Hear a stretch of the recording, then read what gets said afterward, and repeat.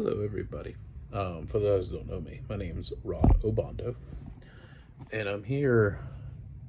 Today is the release of the song "The Goodbye Letter" thing she does. So I just wanted to make this video to kind of talk about music and what music's done for me in my life, and how did I start. Um, so here we go. From a very young age, just when I got into music. I was born in Norfolk, Virginia, and there was a musician, Christian musician called Don Moen, played the keys. So I was a 4 or 5 year old, had this little keyboard, just 5 keys, very simple. Tried to mimic his music. That's what really kind of got me driving into there. Then, music's been around all the time. Holidays and stuff like that throughout the years. So listened to music for a few years. Living in Costa Rica and Texas. Wasn't until went to Connecticut where I had a group of friends who one of them's now helped me produce the music that you're hearing, helped me record many years later. In middle school, we'd always talk about a band and what we would do, instrument wise, vocal wise, who would do what. And it always intrigued me, you could say. So music came through. It's when I found like Beatles, Led Zeppelin, all those musicians right there, the classic rock genre. So I was introduced into that. And then going through high school, music was always there, but never really brought it out. I did more theater shows, which got me this like the stage presence stuff and everything. And I watched the movie Walk the Line, the Johnny Cash movie.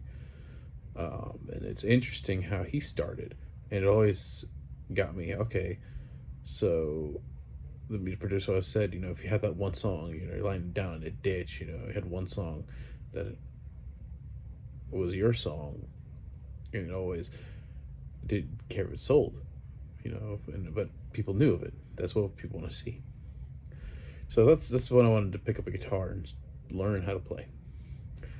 I didn't own my own guitar at the time and all that. So then, going through college, I relied on music a lot. I went through a lot of ups and downs, and I discovered the band Skillet, which is my favorite band of all time. And with Skillet, every time I was on a down phase, an album would come out. So it would help me get through it. My first exposure was their song "Hero" at a random concert that I went with a youth group to, and that was my first exposure. So then years go by. I'm graduated from college finally, and I would say right before COVID hit, a couple of years before I got my first guitar, my late grandma got it for me, which is the one you see back there. It's the one that I use most of the time. Then, I started learning to play. I was on and off for years, for a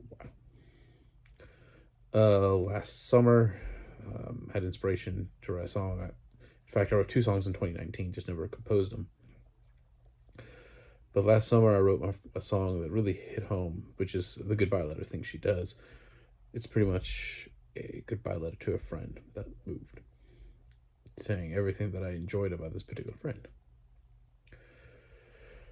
All right, so moving forward, throughout the months, I went to Connecticut that week and met with my friend, who owns a recording studio in New Haven, Connecticut, called Sans Serif Recording. We looked at the song and all that, and it wasn't quite ready. It was missing a few things.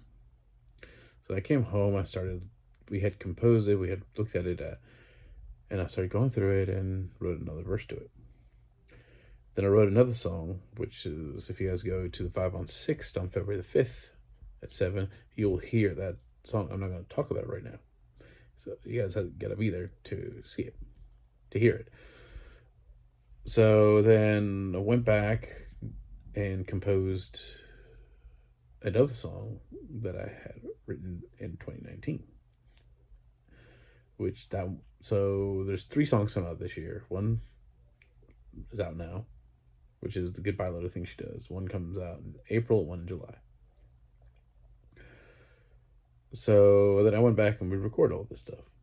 So now I'm very excited because when I was up there, got my first performance. It was at a coffee shop, and then I did another one in North Carolina, and then I went to Winter Jam this past weekend, and a random restaurant. I saw that they had musicians, so I went in there and they accepted me to play. So one of the nights I was there, I did a random impromptu open mic night. So what I'm looking forward to now, February the 5th, the 5 on 6.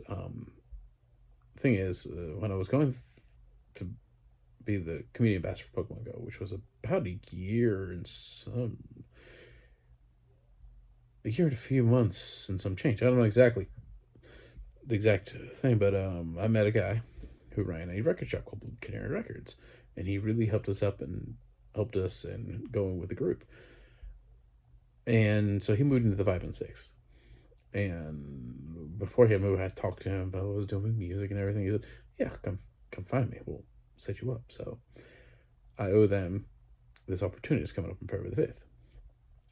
But I also have to thank my friend who runs Saint Seraph Recording for getting my start. Also, I said late grandma because my grandma passed away a few years ago, the one that gave me the guitar. So I play that in her honor, you could say. It's why I use it. And there's a lot of other inspirations aside from Don Moen and Johnny Cash. Skillet is the main drive. Anyone that I've come across through music or whatever is what's helping me drive this passion through. I am working on other projects, just don't want to talk about them just yet. There's 2 songs in the works. Working on writing one, the other one is written and composed, just trying to finagle it, get ready for a potential future show. And the goal is by mid next year, 2027, is to get an album out. So again, hope you guys enjoy the single, the Goodbye Letter thing she does. It's so surreal that it's out, and looking forward to, if you have not heard it live, I've played it 3 times already. You'll hear it at the 5 and 6. So hope to see you there. February the 5th, 5 and 6, $5 to get in. So, all right. And make sure you check the links here below on the comments for my link tree, so you can see all socials and all things where my music is at.